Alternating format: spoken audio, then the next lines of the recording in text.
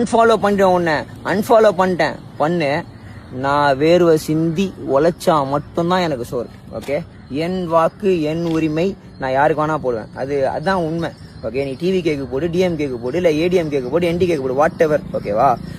தப்புன்னு சொன்னா யாராலும் ஏத்துக்க முடியாது.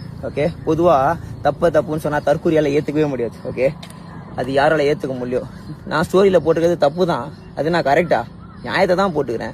நான் யாருக்கு வேணா சப்போர்ட் பண்ணுவேன். உனக்கு வேணும்னா நான் ஃபாலோ பண்ணாம கூட போ பிரதர் சிஸ்டர், பண்ணாம கூட போ. உங்க தலைவர், அதாவது நீங்க சப்போர்ட் பண்ற எந்த தலைவராக இருந்தாலும் இப்படிதான் கேவலமா பேச சொல்லிக்கிறாங்களா? என் தலைவர் எங்களை இப்படிலாம் பேச சொல்லப்பா. எனக்கு எந்த ஒண்ணு தப்பு நான் எந்த தலைவரும் சொல்ல. என் உரிமை, நான் யாருக்கு வேணா போடுவேன், போட்டு முடிச்சிட்டேன். உனக்கு இஷ்டம்னா போடு, கஷ்டம்னா விடு. அசிங்கமா தான் பேசுறீங்க. எல்லா வீடியோலையும் போஸ்ட்லயும் வந்து அம்மா அப்பாவை பேசுறீங்க, அடுத்தவனை பத்தி பேசுறீங்க. முடிஞ்சா போட்டு ஜெயிக்க வைங்கப்பா, பார்க்கலாம். மே 4 ஆட்டம் யாருதுன்னு பார்த்துடலாம்.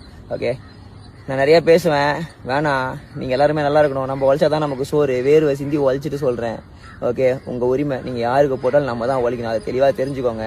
சும்மா கத்திக்கின்னு டைம் வேஸ்ட் பண்ணாதீங்க. என் அன்பு வாலிப சகோதரா சகோதரி, ஃபியூச்சர் ஜென்ரேஷன் யங்ஸ்டர்ஸ், அழிஞ்சு போறத நினைச்சா நெஞ்சு எரியுதுடா எனக்கு.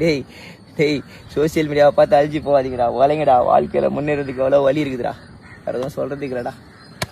அன்ஃபாலோ இன்ஃபாலோ